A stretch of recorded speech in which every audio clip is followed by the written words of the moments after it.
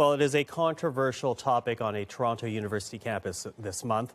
Some people on the campus saying pronouns like he, she, him, or her do not represent them accurately. Now, the university wants staff to use alternate pronouns, but Jordan Peterson is a psychology professor at the university, and he is refusing to do that. Take a look at this. The reason I'm defending freedom of speech is because that's how people with different opinions settle their opinions in a civil society. Peterson, do you have any comments on the Nazi presence at your protest? The presence of Nazis and white supremacists assaulting people at your protest. Do you have any comment on that? Yeah, I don't like Nazis. I'm speaking out the way I'm speaking out because I think this is a route to no violence. And violence is lurking. And you can say that that sounds like a threat. There was no violence at our protest, though. I just asked, would you refer to me, if it wasn't for this law, and I asked you to refer to me with they, them pronouns, would you? And your answer was no. Not if I was compelled to. But we're saying... So just an example of how things have become heated at the University of Toronto. That scene showing different groups of students, some confronting the professor about his position, others supporting him. Now, Peterson says this is about free speech, but A.W. Pete is also a professor at the University of Toronto who says that Peterson's language is abusive. Joining us right now is Professor Jordan Peterson, as well as Professor A.W. Pete. Thank you for joining us today. Thanks. Professor Peterson, let's begin with you. Why are you against the use of alternate pronouns? I'm against the use of legislation to determine what words that myself and other people are required to utter. But would you use alternate pronouns if a student asked you to? I think I've made my position on that clear already. Well, perhaps not to our audience at home who are just being introduced to this. Would you use alternate pronouns? And why not? Because I don't believe that other people have the right to determine what language I use, especially when it's backed by punitive legislation. And when the words that are being required are the constructions, they're artificial constructions of people I regard as radical ideologues whose viewpoint I do not share. Well, we have a graphic to show our audience at home, just some of the pronouns being used or asked to be used as alternates. Among them you see here Z or Zim, Z or here, Z or Zir, also hey, or A rather, and per. So just some of the alternate pronouns there. Professor Pete, when you hear Professor Peterson saying that this is oppressive, how do you respond to that? The Peterson drama has done real harm to real people on campus. He's made it harder to be transgender or non-binary. I know this from personal experience. I'm non-binary and transgender, and I know how it's felt to be on the U of T campus for the last month. And I also know from private communications with other affected people. In New Zealand, where I grew up, academics have a statutory role enshrined in the Education Act to be a critic and conscience of society. So I think that's an idea worth exporting to Canada. So I'd like to give Peterson about a B+ for his critic role recently, and an F for the conscience part. A student once said to me when I finally obtained tenure, "Now, Professor, now that you have obtained superpowers, you must agree to use them for good, for peace and justice." So I invite Peterson to start doing more of that. Well, Professor Peterson, those who are asking for this alternate use of alternate pronouns, they are saying it boils down to respecting their human rights. How do you respond to that? I don't think it boils down to respecting their human rights. I think that it's an imposition on freedom of speech that's being implemented at a legislative level. I also think that if there was a naturally evolving solution to the linguistic problem that's being posed by a small fraction of the transgender community, that people would have already adopted it. We've never had a situation in the usage of English before that required legislation to produce a transformation in the manner in which people spoke. It's a very dangerous precedent. So it's one thing to tell people what they can't say. So, for example, we have legislation making it illegal to do such things as deny the Holocaust. It's a completely different thing to demand that people use certain words when they're formulating their own ideas. And it's also absurd. I mean, here's one thing that's happened that I don't believe the formulators of this legislation ever foresaw. So in New York City, for example, there are now 31 protected gender identities. And I see no reason whatsoever why each of those gender identities can't demand the use of their own pronoun. And that absurd things like that have been happening on the University of Michigan campus, for example, where students have been given permission to tell faculty members and others what pronouns they're to be addressed by, and they're multiplying rapidly out of control. So the law is bad from an ethical perspective. It's sloppily written, and besides that, the solution that it imposes is practically untenable. Well, sorry, excuse me for jumping in, but I want to bring in Professor Pete here, because we did show those words to our audience at home, and perhaps the control room can show it to our audience once again. When you look at those alternate pronouns, I think it's fair to say that some people will see that at home and see that as very unwieldy, if you will. What do you say to those types of criticisms, including the one you just heard from Professor Peterson? Well, I'd like to encourage people struggling with this to be kind as their first impulse. You know, we call somebody what they want to be called in our society. For instance, I don't call somebody Julie if they prefer to be called Jordan. That's just basic human courtesy.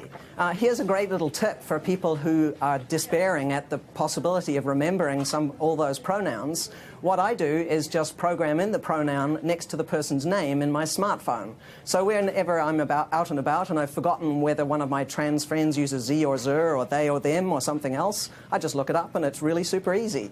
One thing I'd like you to really look at in regard to this controversy is to watch out for who's getting centred in a discussion. Political correctness is code that powerful people use when they're annoyed that they're actually not the centre of attention in any given discussion. And Bill C-16 is actually not about cisgender people. It's about protections for transgender people. And that's not, you know, it's not about Jordan Peterson. So, you know, we should have people learning to listen more. We have 2 ears and 1 mouth for a very good reason. When things get political, I like to ask who benefits and who gets to decide the rules of the game. So, you know, mostly with this Peterson controversy, which is really just a small drama, a tempest in a teapot, you know, he could just get over learning to program a few pronouns into his phone. By the way, I only have half a dozen or so that I actually use on an everyday basis, so it's not all that difficult. Professor Peterson, sorry, Professor Peterson, you can jump in because I think Professor Peterson wants to get in on that. Yeah, well, kindness is the excuse that social justice warriors use when they want to exercise control over what other people think and say. So, you know, if we're bandying back and forth our differences in values, you know, I would say that the highest possible value is truth, and that one of the concomitants is that we need stringent protection for freedom of speech so that we can utter the truths that we see fit. And I think that that's a value that's much higher than kindness, for example. I mean, there's lots of situations in life where kindness in the immediate present is not the appropriate way to react at all. But so, for example, when you discipline children, you often hurt their feelings in the short term so that they can learn to behave properly in the medium to long term so that their lives go well. And so this automatic assumption that the people on the social justice warrior side of the equation are motivated only by kindness when they're also clearly motivated by power is something I find completely untenable. And I don't think that Pete's solution to program my cell phone so that I can remember what names people need to be called is a reasonable solution at all. We're actually supposed to now use electronic devices to bolster our ability to speak freely in case we offend someone? Is it so difficult to remember a pronoun? You remember somebody's first name, you remember their telephone number. I mean, I think that it's I don't very, remember very people's true first names that very easily, and I don't remember their telephone numbers very easily. And when I see a stranger, I call them by the pronoun that seems to be in accordance with their presented appearance. And that's you they being appear lazy, that way. Jordan. That's you being lazy. I think there's a very high value that we should also be aiming for in addition to truth. By the way, throughout this whole controversy, I have told the truth at every turn. So, you know, trying to imply that that's not what's happening on people on the social justice... Am I a social justice warrior? I don't know. But I think that we should be aiming for pluralism. This means recognizing more than one set of fundamental principles, fostering independent cultural traditions of minorities, and being willing to share power with people who are different than you. I think if you just stop centering this whole controversy on yourself and how hard it is for you to accommodate genderqueer people, well, have a little bit of sympathy. I mean, those of us who are trans encounter much more greater indignities every day and every week of the month. For example, have you recently had a bank employee accuse you of trying to masquerade as yourself at a bank and then locking down your ATM card and credit card so that you can't use any money?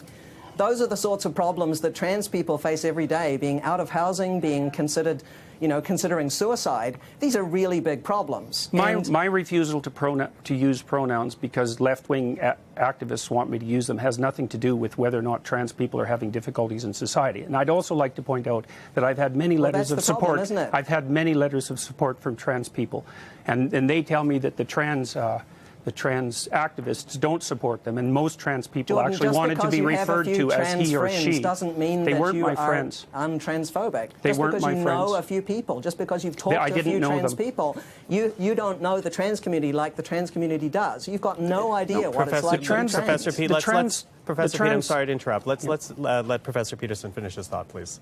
All right. So, the trans activists aren't proper representatives of the trans community because they haven't been elected by the trans community. Nobody elected you either, Jordan. I'm not speaking for anyone except myself and on behalf of other people, perhaps, who want to maintain the right to free speech. I'm not claiming that I'm a representative of white people or white men or any other group.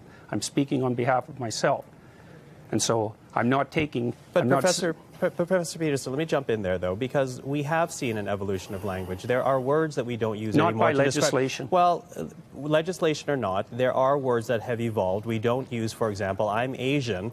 I would bristle if someone called me Oriental. That is an evolution of how we use words. How is this different, whether legislated or not? I understand legislation is how it's different. I understand legislatively, but if at the heart of it is to allow a student to study free of what they feel is discrimination, why not help that along?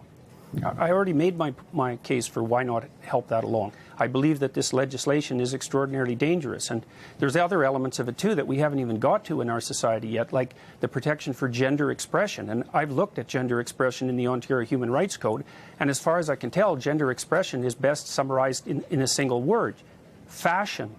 No. Because it's the way that you present yourself in public with your clothing and your manner of dress. And so I also think that the legislation that we are bringing forth with Bill C-16, and that's already in place in places like Ontario, also makes fashion criticism something akin to a hate crime. And because there's been so much noise about the identity component of this, we haven't even talked about gender expression. This is appalling legislation. And the idea that referring to someone by the pronoun of their choice is going to radically improve their status in society or their mental health is a completely unproven assumption. I think it'll have exactly the opposite effect. Professor Pete, I want to ask you, because it's been brought up a couple of times, to Professor Peterson's point, if this was so popular, if this was so needed, there would be a natural evolution. There wouldn't be need for legislation. Why the need for legislating this as opposed to allowing it to evolve naturally? Well, Bill C-16 and the Ontario Human Rights Code do not actually legislate pronoun usage. They don't specify 31 genders or anything of the kind. But let me jump in, though. The university is essentially telling, at this point, it's human resources people to use alternate pronouns, in a way legislating their staff to do this. No, wait, the legislation the legislation also requires it, and the university made clear their concordance with that assumption on my part by mentioning in the letter that asked me to silence myself that I'm required to act in accordance with the provisions of the Ontario Human Rights Act. And so the university knows full well that the legislation does precisely what I suggest it does. It's not written precisely in Bill C-16. It's written in the Ontario Human Rights Code. And if you read the Ontario Human Rights Commission policies on such things, you'll see very rapidly that utilization of preferred pronouns is part of the legislative package. So and they're actually, if you read the legislation, Jordan, you will find out that they're actually called correct pronouns. There's no preference about this. There is on the Ontario. There is on the Ontario Human Rights Commission website where the policy is laid out, and if people don't believe that, they can just go look themselves. Professor Pete, when you hear that this is a free speech issue, that you hear Professor Peterson in this case essentially saying that he doesn't want to be legislated to adopt new language, what's your response to that? Well, I share a number of Jordan's concerns about freedom of speech and academic freedom on campus. These are both very, very important principles, and they should apply regardless of what kind of politics you like. For example, if you're a left-winger or a right-winger or an up-winger or a down-winger or whatever it is. But, you know, the reason why we have laws that protect academic freedom and freedom of speech is primarily to prevent government interference in individuals' lives, in their business. It's there really mostly to protect against a form of structural violence. And these free speech laws were actually never intended to be used as all-purpose accountability shields, so that you don't have to be held accountable for your actions. I'm perfectly willing to be held accountable for my actions, and the university has already indicated the seriousness with which they view my actions. And I also do not believe that free speech laws were there to protect, to regulate violence. Free speech laws are there because we use free speech to identify problems in our society, generate solutions to the problems, and then reach a consensus. So freedom of speech is actually is protection for the mechanism by which our individuals and society properly orient themselves across time. It's not even a principle. It's the fundamental method by which our societies manage to maintain the stability that they do maintain. And it's one of the ways we do that, yes. Well, I would say that it's the fundamental way. So, and I mean, I think we could have a reasonable discussion about that, but because freedom of speech is so tightly tangled up with the means by which we solve problems, I mean, I think, and then I talk, but I get corrected when I speak publicly, and the fact that I'm being corrected constantly by the people that I'm speaking with helps orient my speech properly and helps orient public discussion properly. And I can tell you, too, that if there wasn't something absolutely vital at stake here that had a lot more to do than with just simple kindness, there wouldn't have been millions of people watching, for example, the assault that took place during the free speech rally that was held a few days after I released the video, which I see that CBC conveniently omitted to include in their video clips at the beginning of this interview. Well, Professor Peterson, we do want to thank you. We're sorry we're out of time here, but I want to thank both of you for joining us today. That is the University of Toronto professors Jordan Peterson and A.W. Peat, talking about what has become a very big controversy at the University of Toronto and beyond.